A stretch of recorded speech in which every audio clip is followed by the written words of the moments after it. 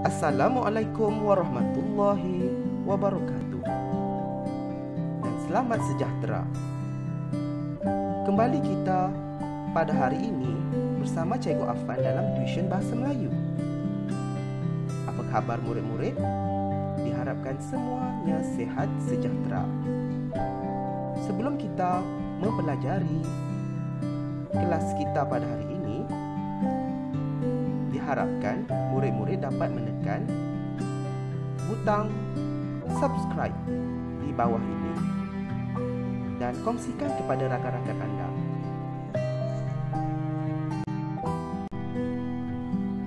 Berikut adalah biodata cikgu. Kamu boleh membacanya sendiri di sini. Sekiranya kamu ada sebarang masalah, silalah email ke alamat email cikgu yang telah cikgu tunjukkan ini.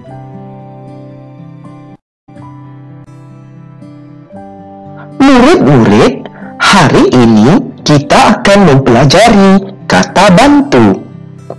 Apakah itu kata bantu?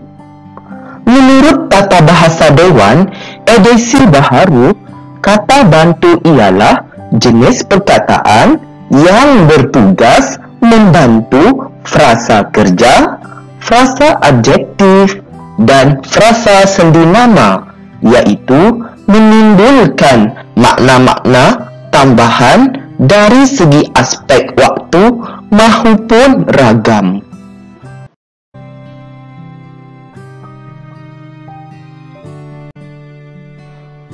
Murid-murid, mari kita mengenali kata bantu. Kata bantu terbahagi kepada dua bahagian, iaitu kata bantu aspek dan kata bantu ragam. Untuk pengetahuan murid-murid, kata bantu aspek terdapat tiga bahagian utama yang merujuk kepada masa. Lihat di situ kotak yang berwarna kuning yang merujuk kepada aspek masa, iaitu sebelum seseorang itu melakukan. Antara perkataannya ialah belum dan akan. Lihat kotak yang berwarna hijau itu pula merujuk kepada masa seseorang itu sedang berlaku. Jadinya, perkataan yang merujuk kepada masa itu seseorang masih melakukan sesuatu ialah masih, tengah, dan sedang. Bagi masa selepas, iaitu aktiviti yang dilakukan itu sudah pun dilaksanakan, perkataannya yang sesuai ialah pernah, telah, baru, dan sudah. Kata bantu ragam pula menggunakan beberapa perkataan seperti mahu, ingin, hendak, pasti, perlu, mesti, patut, boleh, mungkin, dapat, harus, enggan, wajar.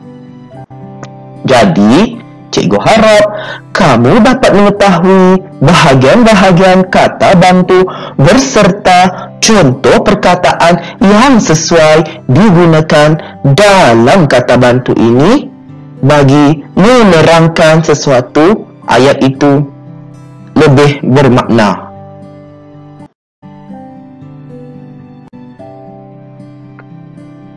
Seterusnya, mari kita mendalami kata bantu aspek. Seperti yang telah dijelaskan sebentar tadi, kata bantu aspek ini merujuk kepada masa, iaitu masanya terbagi pada tiga, sebelum, semasa, dan selepas. Lihat contohnya di situ, kata bantu aspek yang merujuk kepada penggunaan masa, iaitu sebelum seorang itu melakukan perbuatan, iaitu perkataan yang sesuai digunakan ialah belum dan akan. Bagi kata bantu aspek yang merujuk kepada penggunaan masa, iaitu seseorang itu sedang melakukan sesuatu perbuatan, perkataan yang sesuai digunakan merujuk kepada masa tersebut iaitu masih, tengah, dan sedang. Manakala kata bantu aspek selepas iaitu merujuk kepada masa seseorang itu sudah pun melakukan sesuatu aktiviti ataupun perbuatan itu, maka perkataan yang sesuai merujuk kepada masa tersebut iaitu pernah, telah, baru dan sudah. Cikgu harap kamu dapat memahami kata bantu aspek ini dengan sebaiknya.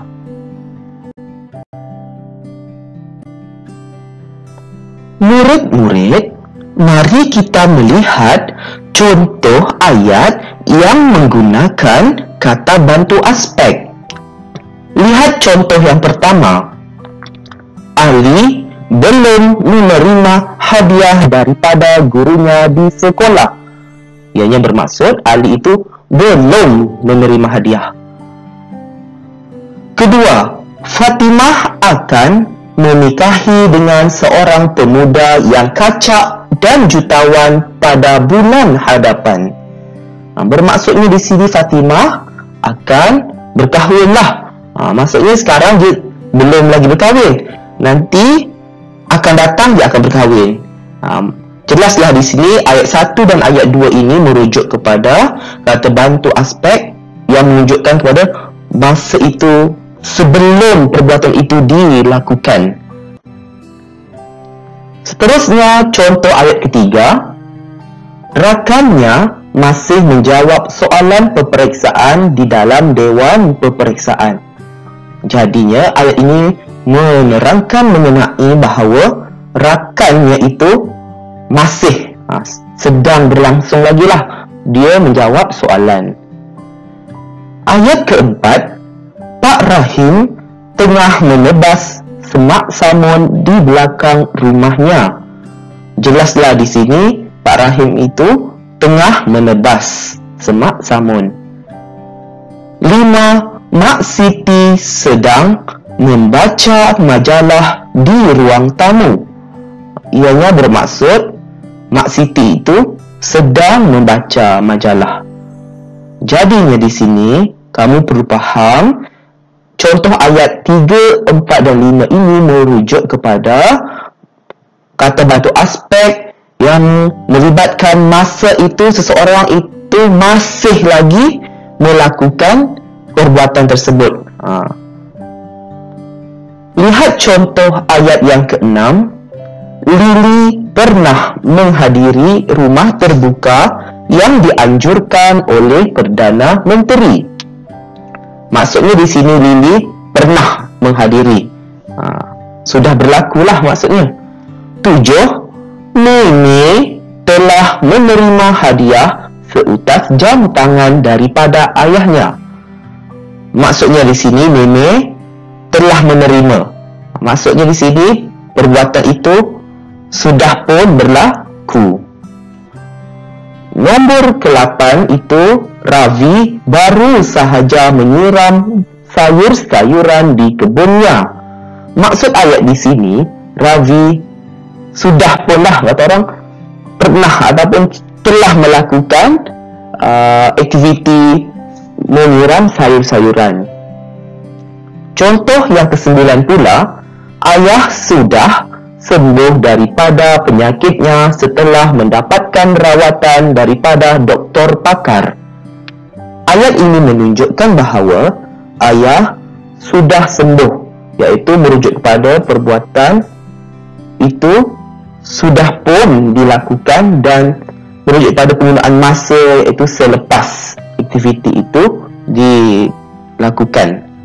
Jadi cikgu harap kamu dapat memahami penggunaan kata bantu aspek dalam ayat. Baiklah murid-murid, mari kita mendalami kata bantu ragam.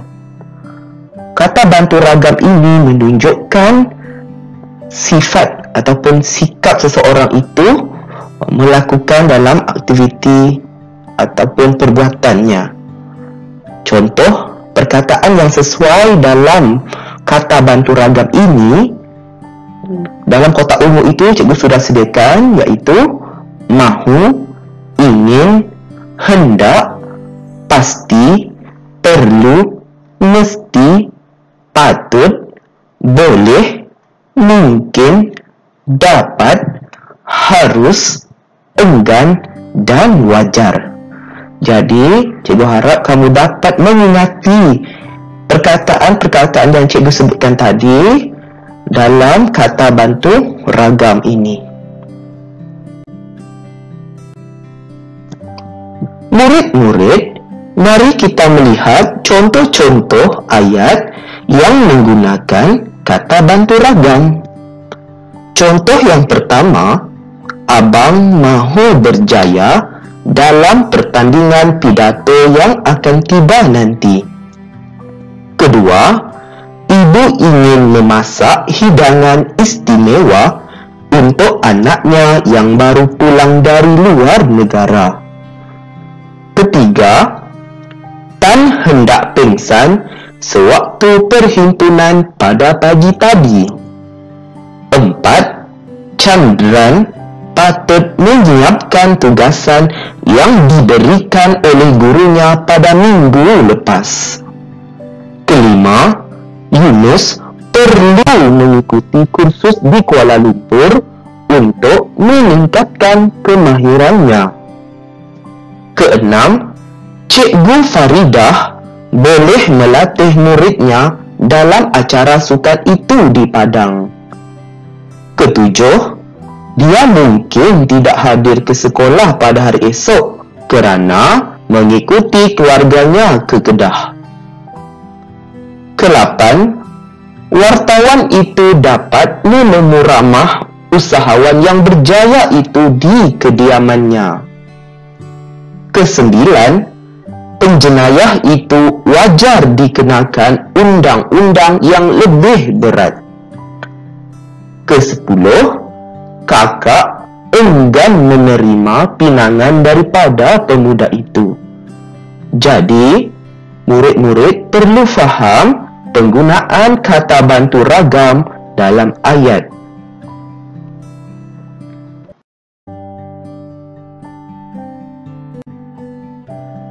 Seterusnya, cikgu ingin menguji kefahaman kamu dalam pembelajaran pada hari ini mengenai kata bantu.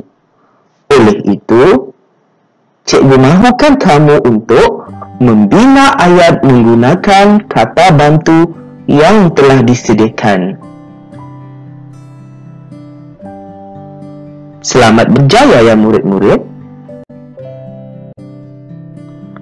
Murid-murid, ini ialah contoh jawapan yang boleh dijadikan sebagai panduan bagi jawapan kamu.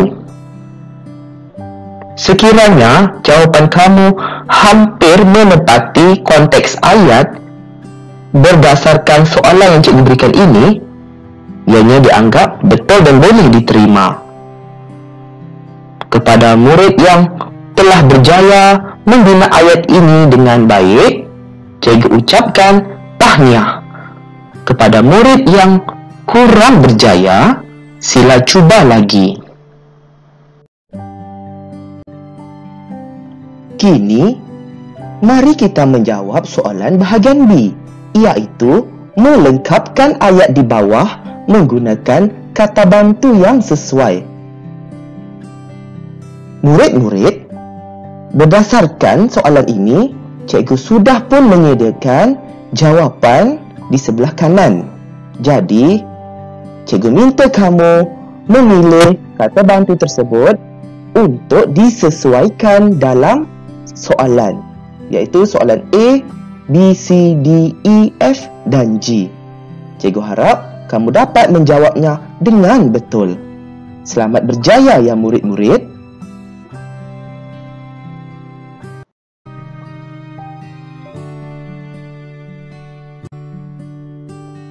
Sekarang, mari kita semak jawapan berdasarkan soalan bahagian B. Jadi, adakah jawapan kamu semuanya betul? Tahniah cikgu ucapkan kepada murid yang berjaya. kepada murid yang kurang berjaya, cikgu harap kamu tidak berputus asa dan terus mengulang kajinya.